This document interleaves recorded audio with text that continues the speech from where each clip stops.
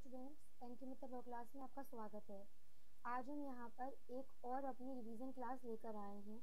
इससे पहले हमने यहाँ पर जो अपनी रिवीजन क्लास कंप्लीट करी थी, हमने वहाँ पर नेचर ऑफ कॉन्ट्रैक्ट से रिलेटेड उसके सारे essentials, offer, acceptance, other points वहाँ पर कवर कर लिए थे। आज की रिवीजन क्लास में हम बात करने जा रहे हैं कंसिडरेशन के बारे में। आज अपनी इस वीडियो क्लास में आपको हम न केवल कंसिडरेशन के बारे में बल्कि सेक्शन 25 के बारे में और preventive of contract with exception, इन सभी के बारे में आज हम यहाँ पर बात करेंगे और जितना ज़्यादा हो सकेगा इलस्ट्रेशंस और जो इसके लीडिंग केस हैं उनके बारे में भी आज हम यहाँ पर बात करेंगे। तो बहुत सिंपल सी बात है, सबसे पहले हम कंसिडरेशन को स्टार्ट करते हैं। जब हम कंसिडरेशन के बारे में बात कर रहे हैं तो सबसे पहले हमें यह जानना आवश्यक है कि कंसिडरेशन को डिफाइन कहाँ पर करा गया है। कंसिडरेशन को डिफाइन करा गया है सेक्शन 2 के सबसेक्शन डी में। कंसिडरेशन का बहुत सिंपल सा मीनिंग बताएं अगर हम, समथिंग इन रिटर्न, मतलब अगर ए के द्वारा अगर ए अपनी बुक 2000 रुपये में बी को बेचने की बात करता है और बी इस किताब को, इस बुक को 2000 रुपये में खरीदने को तैयार हो जाता है, तो यहाँ पर इस बी के लिए कंसिडरेशन होगा बुक और ए के लिए कंसिडरेशन होगा 2000 रुपये। पर हमेशा याद रखना, कंसिडरेशन हमेशा से ही प्रोमिजर की डिजायर पर ही तय किया जाता है। इस कंसिडरेशन को या तो प्रोमिजी या फिर किसी अदर पर्सन के द्वारा भी पे किया जा सकता है, पर कंसिडरेशन हमेशा से प्रोमिजर की डिजायर पर ही तय किया जाता है। और इसका जो लीडिंग केस है वो इसमें आता है दुर्गा प्रसाद बनाम बलदेव, जो है वो इसका लीडिंग केस माना जाता है। केस के फैक्ट्स क्या थे हम एक बार वो भी जान लेते हैं। यहाँ इस केस में यह हुआ था कि जो इसमें प्लेंटिफ था उसके द्वारा उस जिले के कलेक्टर साहब के कहने पर एक मार्केट का निर्माण करवाया गया था और वहां पर उस मार्केट में से एक शॉप जो है वो डिफेंडेंट के द्वारा ली गई थी। वहां पर प्लेंटिफ ने डिफेंडेंट से पहले यह प्रॉमिस ले लिया था, पहले उसने उससे एग्रीमेंट करवा लिया था कि यहाँ पर आपको शॉप तो हम दे रहे हैं इस मार्केट में, पर जो भी आपकी बिक्री होगी उसमें से कुछ पैसा आप हमें भी हर महीने दिया करेंगे। आगे जाके डिफेंडेंट ने ऐसा कोई पैसा वगैरह इस प्लेंटिफ को नहीं दिया है। यहाँ पर जो यह मामला था प्लेंटिफ और डिफेंडेंट का, उस मामले को कोर्ट के द्वारा खारिज कर दिया गया था। क्यों? क्योंकि यहाँ पर यह नियम पहले से ही बन चुका है। यह नियम हम सभी अच्छी तरह जानते हैं कि जो कंसिडरेशन है वो प्रोमिजर की इच्छा पर ही तय किया जाता है और यहाँ पर इस मार्केट का निर्माण प्लेंटिफ ने नहीं करवाया। यहाँ पर इस मार्केट का निर्माण प्लेंटिफ की इच्छा पर नहीं बल्कि कलेक्टर की इच्छा पर करवाया गया था और ऐसे में यहाँ पर कोई प्रतिफल बन ही नहीं रहा था, कोई कंसिडरेशन दिया ही नहीं गया था यहाँ पर। इसलिए इस प्रकार का जो इनका मामला था ए बिटवीन ए और डी, उसे खारिज कर दिया गया था। और यहीं पर हमें इस विषय में पता चलता है कि जो कंसिडरेशन है वो हमेशा से ही प्रोमिजर की डिजायर पर ही होना चाहिए। इस संबंध में आप इसमें एक और केस देख सकते हैं, चुनैया वर्सेस रमैया का केस है। मैं इस केस को बताऊं उससे पहले आप इसमें एक बात अवश्य याद रखिएगा। आप इस संबंध में एक नियम पाया जाता है इसमें, स्ट्रेंजर टू कंसिडरेशन, ये वाला नियम जो है एप्लीकेबल है, लेकिन स्ट्रेंजर टू कॉन्ट्रैक्ट ये वाला नियम एप्लीकेबल नहीं हो सकता है। स्ट्रेंजर टू कंसिडरेशन, अब इसको समझ लीजिए, बहुत सिंपल है। यहाँ इस केस में चुनैया वर्सेस रमैया केस की बात करते हैं, बहुत सिंपल तरीके से समझा देते हैं। यहाँ पर इस केस में यह जो ए है वो एक मदर है, उसके द्वारा अपनी बेटी बी को अपनी प्रॉपर्टी का कुछ हिस्सा एज अ गिफ्ट दे दिया गया है। यहाँ पर इस ए ने जिस वक्त अपनी बेटी को यह प्रॉपर्टी का कुछ हिस्सा गिफ्ट करा है, उस वक्त उसने उससे कह दिया था अपनी बेटी से कि आप हर महीने कुछ राशि ए के जो भाई हैं, ए का जो भाई है, ब्रदर है, उसको अवश्य भिजवाती रहा करेंगी आप। अब यहाँ पर उस वक्त तो इस डॉटर ने रिटन रूप में भी, लिखित रूप में भी अपनी सहमति दे दी थी, लेकिन मदर के एक्सपायर हो जाने के बाद में इस डॉटर के द्वारा ऐसा कुछ भी अपने अंकल को प्रोवाइड नहीं करवाया गया था। अब यहाँ पर इस संबंध में अंकल द्वारा एक केस फाइल करा गया अगेंस्ट डॉटर। यहाँ पर अब इस केस में डॉटर का यह कहना था कि यहाँ पर इसमें यह जो अंकल है वो कौन है, वो तो यहाँ पर एक स्ट्रेंजर पर्सन है ना, उनके द्वारा सूट कैसे फाइल किया जा सकता है, क्योंकि stranger of a contract can not sue, जो स्ट्रेंजर है कॉन्ट्रैक्ट के लिए वो तो सूट फाइल ही नहीं कर सकता है। पर एक बात याद रखना, यहाँ पर इस नियम के भी कुछ एक्सेप्शन पाए जाते हैं, और यह जो व्यक्ति है इसमें, जो अंकल है इसमें, वो कहीं ना कहीं इस केस में बेनिफिशियरी बन रहा है, उसके बेनिफिट की बात हो रही है, इसलिए उसको राइट दिया जाएगा कि वो यहाँ पर इसमें क्लेम कर सकता है, सूट फाइल कर सकता है, जबकि वो इस मामले में अजनबी है, पर वो इस मामले में बेनिफिशियरी की भूमिका निभा रहा है, इसलिए उसको इस प्रकार का राइट यहाँ पर दिया जा सकता है। इसमें कंसीडरेशन पास्ट, प्रेजेंट, फ्यूचर किसी भी आधार पर तय किया जा सकता है। अगर मैं बात करूं पास्ट कंसीडरेशन के बिहाफ पे, तो बहुत ही सिंपल एग्जांपल है इसका। जैसे कि ए है, ए का एक पर्स है, ए का जो पर्स है वो खो गया है। अब यहाँ पर जो बी है उसको यह ए का पर्स मिला और उसने ए को ले जाकर दे दिया। अब एक बात समझना, यहाँ पर जब बी ने वो पर्स ए को लौटाया है, अब उसके बाद में ए ने उससे प्रॉमिस करा है कि वह उसे 500 रुपए एज अ रिवॉर्ड मनी देगा।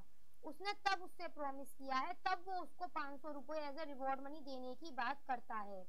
अब यहाँ पर सबसे पहले बी की तरफ से तो अपनी सर्विस ए को प्रोवाइड करवा दी गई है ना। सबसे पहले यहाँ पर बी ने जो पर्स खो चुका था ए का, वह वापस लौटा दिया उसने ए को। उसके बाद में ए ने प्रॉमिस करा कि वह उसे 500 रुपए एज अ रिवॉर्ड मनी देगा, और यहाँ पर अब इसको एप्लीकेबल करवाया जा सकता है। एक क्वेश्चन एराइज होता है इस संबंध में, क्या कंसीडरेशन एडिक्वेट होना चाहिए या फिर नहीं? तो बहुत सिंपल इसका आंसर है इस संबंध में। अगर ए है और उसके पास 1000 रुपए की अपनी कोई वॉच है, और वो इस वॉच को बी को केवल 200 रुपए में देने को तैयार है, ऑफकोर्सली यहाँ पर 1000 रुपए की वॉच 200 रुपए में जा रही है, तो कंसीडरेशन कहीं से भी एडिक्वेट तो नहीं है। लेकिन अगर यहाँ पर यह पता चलता है कि जो यहाँ पर यह ए है, इसकी जो कंसेंट है इस मामले में वो फ्री कंसेंट है, तो फिर इस बात से कोई फर्क नहीं पड़ेगा कि वो कंसीडरेशन एडिक्वेट है या इनएडिक्वेट है। लेकिन अगर यहाँ पर यह पता चलता है कि इस ए की सहमति फ्री कंसेंट के अंतर्गत नहीं आती है, मतलब यह है कि अगर यह पता चलता है कि इस ए की consent coercion, undue influence, fraud, misrepresentation या फिर मिस्टेक से इफेक्टेड है, तब यहाँ ऐसी कंडीशन में यह फ्री कंसेंट में नहीं आएगी, और तब यहाँ पर इस बात पर ध्यान दिया जा सकता है कि ये कंसीडरेशन एडिक्वेट है या नहीं है। और इसके रिगार्डिंग एक बात याद रखना, जो कंसीडरेशन होता है वो हमेशा से ही रियल होना चाहिए, उसकी कोई वैल्यू होनी चाहिए, वो रियल होना चाहिए, भ्रामक नहीं होना चाहिए।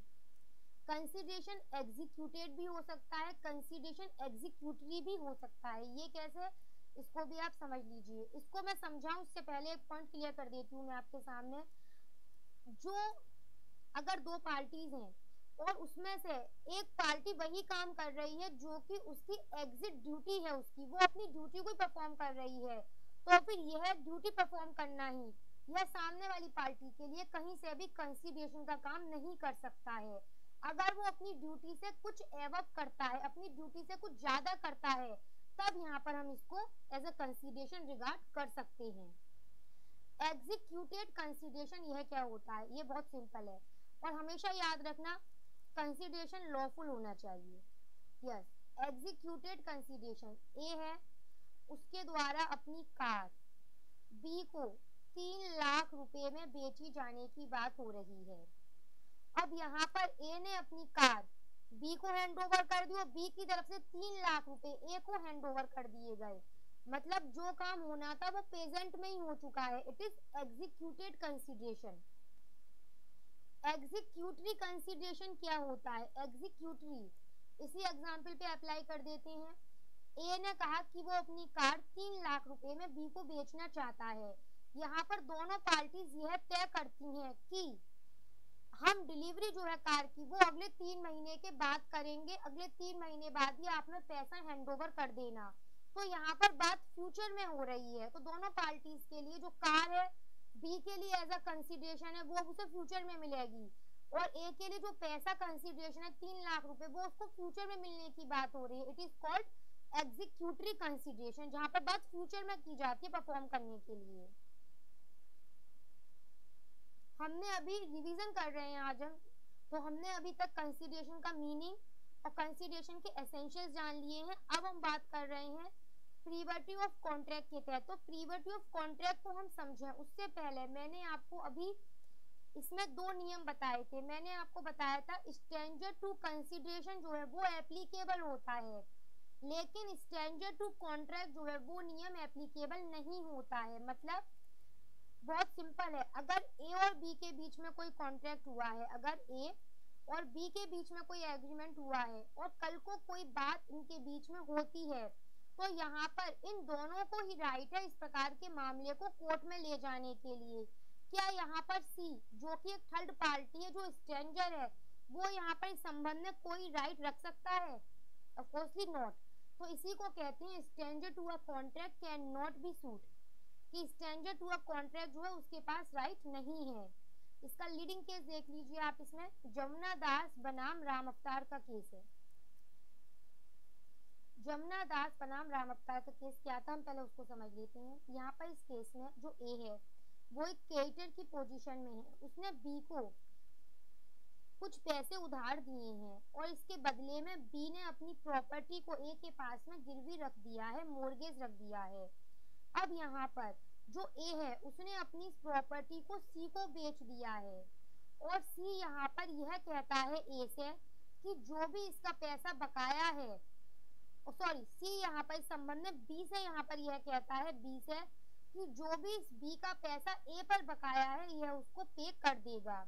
अब यहाँ पर एक बात याद रखिएगा, इस केस के अंतर्गत डिसाइड किया गया था इसमें कि जो ए है उसके द्वारा मुकदमा किस पर दाखिल किया जाएगा, तो ए के द्वारा जो मुकदमा है वो बी पर ही दाखिल किया जाएगा, क्योंकि उसका जो एग्रीमेंट हुआ था वो उसका एग्रीमेंट बी के साथ हुआ था, ना कि उसका एग्रीमेंट यहाँ पर सी के साथ हुआ था। वो सी को लायबल नहीं कर सकता है अपना पैसा पेमेंट करने के लिए, अपना पैसा वापस करने के लिए। वो यहाँ पर बी को ही फोर्स करेगा अपना पैसा वापस करने के लिए। क्यों? क्योंकि उसका कॉन्ट्रैक्ट एग्रीमेंट बी के साथ हुआ था। यहाँ पर उसके लिए सी जो है वो स्ट्रेंजर की भूमिका में है। लेकिन इस नियम के अपने कुछ एक्सेप्शन भी पाए जाते हैं, जिसमें जनरल स्पीकिंग नियम यह कहता है कि जो stranger to a contract can not sue, कि जो स्ट्रेंजर होते हैं कॉन्ट्रैक्ट के लिए वो सूट फाइल नहीं कर सकते हैं। लेकिन इस नियम के अपने कुछ एक्सेप्शन भी पाए जाते हैं, जैसे कि एक्सेप्शन मतलब यह है कि जिसमें यह नियम एप्लीकेबल नहीं होता है और वहां पर थर्ड पार्टी को यह राइट दे दिया जाता है कि वो भी सूट फाइल कर सकती है। फर्स्ट ऑफ ऑल एग्जाम्पल आता है, फर्स्ट ऑफ ऑल एक्सेप्शन आता है ट्रस्ट एंड बेनिफिशियरी, जिसका लीडिंग केस आता है ख्वाजा मोहम्मद खान वर्सेस हुसैनी बेगम का केस आता है। मोस्ट इंपॉर्टेंट लीडिंग केस है। केस में क्या था पहले वो बात कर लेते हैं। यहाँ पर यस एक सेकंड,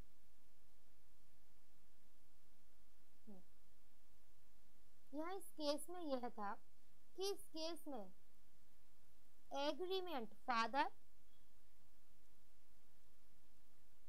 और फादर की जो एक डॉटर है, ठीक है अब समझ लीजिए, इस केस में एक एग्रीमेंट हुआ था। यहाँ पे फादर है, इस डॉटर के जो फादर है उनके बीच में और इस डॉटर के जो फादर इन लॉ है उनके बीच में एक एग्रीमेंट हुआ था। यानी फादर और फादर इन लॉ के बीच में एक एग्रीमेंट हुआ था कि शादी हो जाने के बाद में जो ये फादर इन लॉ होंगे वो अपनी डॉटर इन लॉ को हर महीने कुछ राशि उसके पर्सनल अलाउंस के लिए, पर्सनल खर्चों के लिए दिया करेंगे।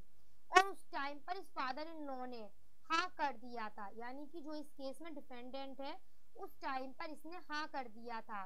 लेकिन आगे जाकर इसने अपनी डॉटर इन लॉ को कुछ भी खर्चा वगैरह नहीं दिया था। यहाँ पर इस डॉटर इन लॉ के द्वारा अपने फादर इन लॉ के अगेंस्ट एक केस फाइल करा गया एज अ प्लेंटिव है यहाँ पर ये। अब इस डिफेंडेंट ने इस केस में यह कहा कि हम यहाँ पर जो डॉटर इन लॉ है यह जो प्लेंटिव है वो तो इस केस में एग्जिट ही नहीं करनी चाहिए, क्योंकि वो तो यहाँ पर इस केस के लिए स्ट्रेंजर है। असलियत में जो एग्रीमेंट हुआ था वो तो इसके फादर के साथ में हुआ था, पर यहाँ पर इस केस में डिसाइड करा गया कि जो एग्रीमेंट बिटवीन फादर और फादर इन लॉ हुआ था वो एग्रीमेंट किसके बेनिफिट के लिए किया गया था, वो एग्रीमेंट यहाँ पर इस डॉटर के बेनिफिट के लिए ही किया गया था, इस प्लेंटिव के बेनिफिट के लिए ही किया गया था। और इस केस में यह जो प्लेंटिव है वो बेनिफिशियरी की भूमिका अदा कर रही है, इसलिए यहाँ पर यह इस केस में स्ट्रेंजर होते हुए भी क्लेम करने का, सूट फाइल करने का राइट रखती है। चलिए अगले एक्सेप्शन की बात करते हैं, एक्नॉलेजमेंट के आधार पर। इसका भी एक लीडिंग केस है, चलिए यस, और इसका लीडिंग केस है एक्नॉलेजमेंट का नारायणी देवी वर्सेस टेंगोर कमर्शियल कॉर्पोरेशन लिमिटेड का केस है। यहाँ इस केस में क्या हुआ था वो समझ लीजिए। यहाँ पर इस केस में जो डिफेंडेंट्स हैं, डिफेंडेंट्स और प्लेंटिव के हस्बैंड के बीच में एक एग्रीमेंट हुआ था कि जो डिफेंडेंट्स हैं वो हर महीने कुछ राशि हस्बैंड को देंगे और उसके मरने के बाद में उसकी पत्नी को दिया करेंगे।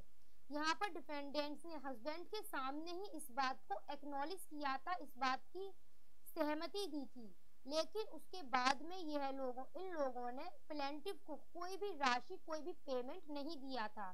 प्लेंटिव द्वारा इस मामले में मुकदमा दाखिल करा गया है।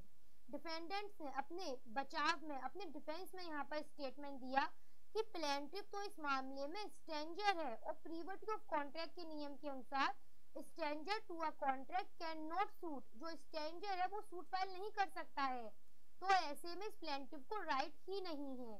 लेकिन यहाँ पर यह तय किया गया, लेकिन यहाँ पर इस मामले में डिसाइड करा गया कि जो डिफेंडेंट थे उन्होंने अपने कंडक्ट के माध्यम से, बाई कंडक्ट, उन्होंने अपने आचरण के माध्यम से रिटन रूप में भी वहां पर प्लेंटिव को अभिस्वीकृति दे दी थी कि वह उसके हस्बैंड के एक्सपायर हो जाने के बाद में उसे कुछ राशि अवश्य दिया करेंगे। ऐसे में इस मामले में प्लेंटिव बेनिफिट्स ले रही थी, इसलिए अजनबी होते हुए भी उसको यह राइट था कि वह इस संबंध में सूट फाइल कर सकती है।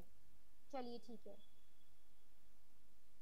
अगले एक्सेप्शन की बात करते हैं, कॉन्ट्रैक्ट थ्रू एजेंट। ये बहुत सिंपल है, देखिए प्रिंसिपल ऑफ एजेंसी अब सभी जानते हैं। प्रिंसिपल है, उसके पास में उसकी एक प्रॉपर्टी है, एक्स प्रॉपर्टी है, वह अपनी एक्स प्रॉपर्टी अपने एजेंट ए से कहता है कि वो इस प्रॉपर्टी को बिकवा दे। एजेंट यहाँ पर सी जो कि थर्ड पार्टी है, उसके साथ में एक एग्रीमेंट करता है इस प्रॉपर्टी को बेचने का।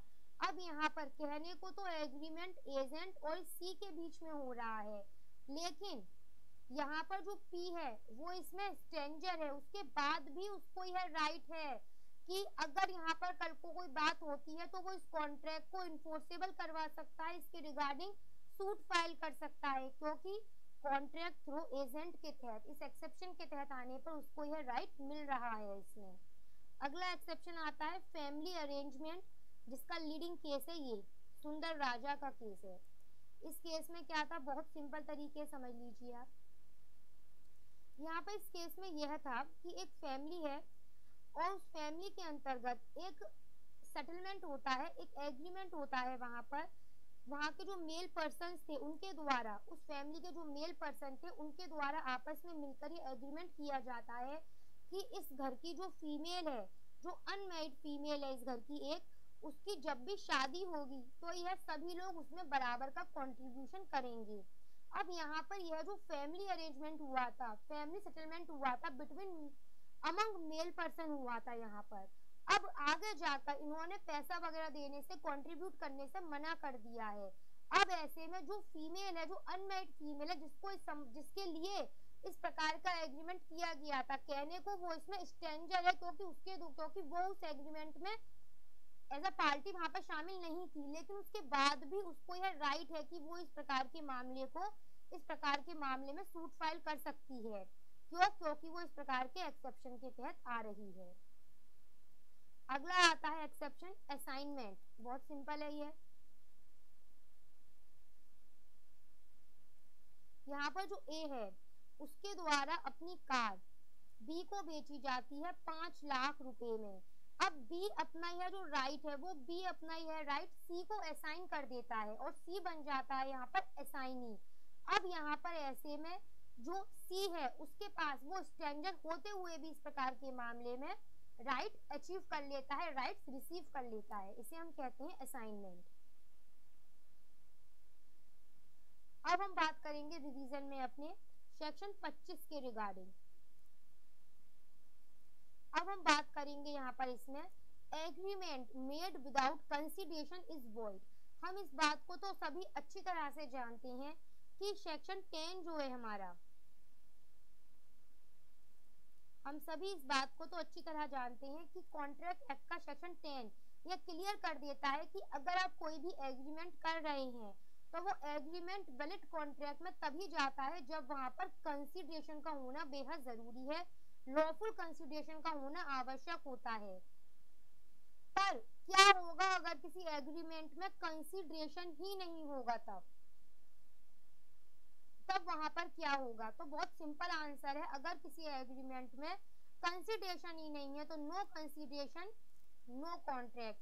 अगर किसी एग्रीमेंट में कंसीडरेशन ही नहीं है तो वो नियम वो एग्रीमेंट वॉइड माना जाएगा। और इसी को बताया गया है सेक्शन 25 में, इस संबंध में बताया गया है। लेकिन इस नियम के भी कुछ एक्सेप्शन बताए गए हैं। मतलब यह है कि कुछ ऐसे एग्रीमेंट्स भी होते हैं जिनमें अगर कंसीडरेशन नहीं भी है तब भी उनको वैलिड माना जा सकता है, उनको इन्फोर्स करवाया जा सकता है। अब हम इसी के बारे में बात करेंगे, जिसमें सबसे पहला आता है सेक्शन 25 का एक्सेप्शन 1 आता है, जिसमें नेचुरल लव एंड अफेक्शन के बेस पर। इसका एक बहुत सिंपल सा एग्जाम्पल है, ए है जो कि यहाँ पर एक फादर की पोजीशन में है, उसके द्वारा अपनी बेटी को, अपनी डॉटर को उसकी बर्थडे वाले दिन एक डायमंड का नेकलेस दिया गया है। और यहाँ पर फादर और डॉटर का रिलेशन है। कैसा रिलेशन है? फादर डॉटर का नियर रिलेशनशिप है। फादर ने जो उसको नेकलेस देने का वादा किया है, नेकलेस दे रहा है, वो ऑफकोर्सली नेचुरल लव एंड अफेक्शन पर बेस है। और ऐसा करने का उस फादर ने रिटन और रजिस्टर्ड प्रॉमिस करा है। अगर ये सारे एसेंशियल्स वहां पर मौजूद हैं तो ऐसे में बेटी की तरफ से, डॉटर की तरफ से कोई कंसीडरेशन नहीं जा रहा फादर को, लेकिन तब भी बिना कंसीडरेशन के भी यह एग्रीमेंट वैलिड माना जाएगा। क्यों? क्योंकि सेक्शन 25 का जो एक्सेप्शन 1 है उसके तहत ये जो 3 एसेंशियल बताए गए हैं, natural love and affection, near relationship, written और रजिस्टर्ड, यह सारे एसेंशियल वहां पर कंप्लीट हो रहे हैं। इसलिए हमने यहाँ पर इसको बिना एग्रीमेंट के भी वैलिड कह दिया है। अब इसी में एक और आता है एग्जाम्पल। अब यहाँ पर हम बात करेंगे केस की, राज लक्की देवी वर्सेस भूतनाथ मुखर्जी का केस है। इस केस में हस्बैंड वाइफ है, ठीक है, हस्बैंड वाइफ है, ये हमेशा आपस, इस केस में क्या था, इस केस में ए जो है वो हस्बैंड की पोजीशन में है, बी वाइफ की पोजीशन में है। यहाँ पर ये ए और बी में हमेशा से आपस में झगड़ा होता रहता था। यहाँ पर हस्बैंड ने और वाइफ ने मिलकर एक एग्रीमेंट करा कि जो ए है वो बी को कुछ पेमेंट कर देगा और उसके बदले में जो बी है उसकी तरफ से कभी कोई झगड़ा नहीं किया जाएगा। इस आधार पे वो उसको पेमेंट करने की बात करता है। अब एक बात याद रखना, क्या यहाँ पर उनका यह एग्रीमेंट सेक्शन 25 के एक्सेप्शन 1 में आ पाएगा? कहने को तो उनमें नियर रिलेशनशिप है, वो इस एग्रीमेंट को रिटन और रजिस्टर्ड भी करवाता है हस्बैंड, लेकिन वहां पर उस एग्रीमेंट का जो बेस है वो नेचुरल लव और अफेक्शन नहीं है। मात्र इस एक एसेंशियल के माइनस हो जाने की वजह से इस केस में सेक्शन 25 का एक्सेप्शन 1 एप्लीकेबल नहीं होगा। इसलिए बिना कंसीडरेशन के भी एग्रीमेंट वैलिड तभी माना जाता जब वहां पर नेचुरल लव एंड अफेक्शन होगा, पार्टीज के बीच में नियर रिलेशनशिप होगा और वो रिटन और रजिस्टर्ड होगा। और यह सब बताया गया है सेक्शन 25 के 1 में। चलिए अब हम दूसरी कंडीशन की बात करते हैं, compensation for past voluntary service. ये बहुत सिंपल है। ए है, उसका जो पर्स है वो खो चुका है, यहाँ पर बी वह पर्स ले जाकर ए को वापस करता है। अब एक बात समझना, यहाँ पर ए का जो पर्स था वो खो चुका था। अब यहाँ पर जो बी है वो ले जाकर उस पर्स को ए को वापस करता है। अब उसके बदले में ए उससे कहता है कि वह उसे यहाँ पर 500 रुपए एज अ रिवॉर्ड मनी देने का वादा करता है। 500 रुपए एज अ रिवॉर्ड मनी देने का प्रॉमिस करता है as a compensation for past voluntary service. यहाँ पर बी के द्वारा पहले अपनी तरफ से वॉलंटरी सर्विस दी गई है। ए ने उससे कहा नहीं था कुछ भी, बल्कि बी ने जो भी कुछ करा अपनी मर्जी से किया था। तब उसके लिए ए ने उसको रिटर्न में प्रॉमिस करा है 500 रुपए देने का। तो हाँ, यहाँ पर इसको एप्लीकेबल करवाया जा सकता है। लेकिन इसके विपरीत अगर यहाँ पर जब बी ने ए को पर्स लौटाया तब ए ने केवल उसको थैंक्स कहकर बात खत्म कर दी, तो यहाँ पर वह कुछ एप्लीकेबिलिटी करवा सकता है क्या? यहाँ पर कुछ वो इन्फोर्स करवा सकता है भी नहीं। क्यों? क्योंकि यहाँ पर कोई कंसिडरेशन तय नहीं किया गया है, इसलिए।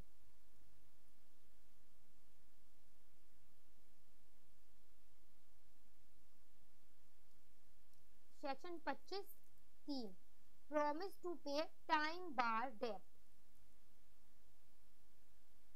ए है, ए एक क्रेडिटर की पोजीशन में है। उसके द्वारा बी को 5 लाख रुपए उधार दिए गए हैं। ये 5 लाख रुपए उसने उसे 3 महीनों के लिए उधार दिए थे। 3 महीनों के लिए ए ने बी को 5 लाख रुपए 1 जनवरी 2000 को 3 महीनों के लिए दिए थे। 3 महीने बीत गए हैं। ए के पास यह राइट आता है कि वो इस बी के अगेंस्ट सूट फाइल कर सकता है। और लिमिटेशन एक्ट के तहत इस वाले एग्जाम्पल में ए के पास में सूट फाइल करने का समय 3 साल का दिया गया है।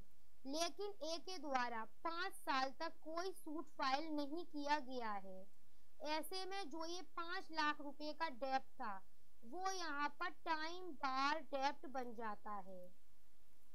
अब डेब्ट के टाइम बार डेब्ट में बदलने पर अगर बी या फिर उसका ऑथराइज एजेंट, अगर बी या फिर उसकी तरफ से उसके बिहाफ पर उसका ऑथराइज एजेंट ए से आकर यह प्रॉमिस करते हैं, ए से आकर यह रिटन प्रॉमिस करते हैं, साइन करते हैं उस पर फिर अपने कि वह उसे उस टाइम बार डेब्ट को पे करने को तैयार है, पूरी तरह से उस पैसे को देने को तैयार है या फिर हाफ देने को तैयार है उसको, तो फिर इस प्रकार का जो एग्रीमेंट है वो यहाँ पर अब इन्फोर्सेबल करवाया जा सकता है। और इसी के बारे में सेक्शन 25 के सबसेक्शन 3 में बताया गया है। प्रॉमिस टू पे टाइम बार डेब्ट रिटन और सिग्नेचर बाय मेकर और ऑथराइज एजेंट। हम बात कर रहे हैं इस संबंध में कि अगर कोई एग्रीमेंट बनाया जाता है पर वो बिना कंसीडरेशन का है तो वह वॉइड होता है। लेकिन इस नियम के कुछ एक्सेप्शन भी होते हैं। अगर हम बात करें गिफ्ट की, तो गिफ्ट में अगर हम बात करें जो ए है वो एज अ डोनर है और उसके पास अपनी एक एक्स प्रॉपर्टी है, वो इस एक्स प्रॉपर्टी बी को देना चाहता है। अब यहाँ पर ए स्वेच्छा पूर्वक अपनी संपत्ति को बी को डोनेट कर रहा है और बी भी उसको स्वीकार कर रहा है। यहाँ पर बी की तरफ से तो कोई कंसिडरेशन नहीं दिया जा रहा है। क्यों? क्योंकि यहाँ पर यह गिफ्ट के रूप में आ रहा है, इसलिए बिना कंसिडरेशन के भी यह वैलिड माना जाएगा। इस संबंध में आप चाहें तो यह भी देख सकते हैं इंडियन कॉन्ट्रैक्ट एक्ट का सेक्शन 185, जो कि यह बताता है कि जनरल स्पीकिंग जो एजेंसी होती है उसमें कंसिडरेशन की आवश्यकता नहीं होती है। तो चलिए फिर इसी के साथ आज हमने यहाँ पर क्या जान लिया। रिवीजन क्लास की अगर हम बात कर रहे हैं तो वैसे हम इस पर कंप्लीट क्लास बना चुके हैं, सभी कंसिडरेशन के लिए अलग बनाई गई है, प्रीविटी ऑफ कॉन्ट्रैक्ट पर भी है, सेक्शन 25 पर भी बनाई गई है। पर आज हमने एक ही वीडियो क्लास में सभी पॉइंट्स को कवर कर लिया है। हमारा आज यहाँ पर इस तरह से रिवीजन भी हो गया है, कंसिडरेशन को जान लिया, प्रीविटी ऑफ कॉन्ट्रैक्ट को जान लिया, सेक्शन 25 को हमने जान लिया कि अगर एग्रीमेंट में कंसिडरेशन नहीं है तो वो तो वॉइड होता है, लेकिन इसके अपने कुछ एक्सेप्शन भी पाए जाते हैं। प्रीविटी ऑफ कॉन्ट्रैक्ट के भी कुछ अपने एक्सेप्शन पाए जाते हैं, और इनके रिगार्डिंग जो इनके लीडिंग केस हैं, हमने उन सब के बारे में भी आज यहाँ पर बात कर ली है। तो इसी के साथ फिर अपनी क्लास कंप्लीट करते हैं।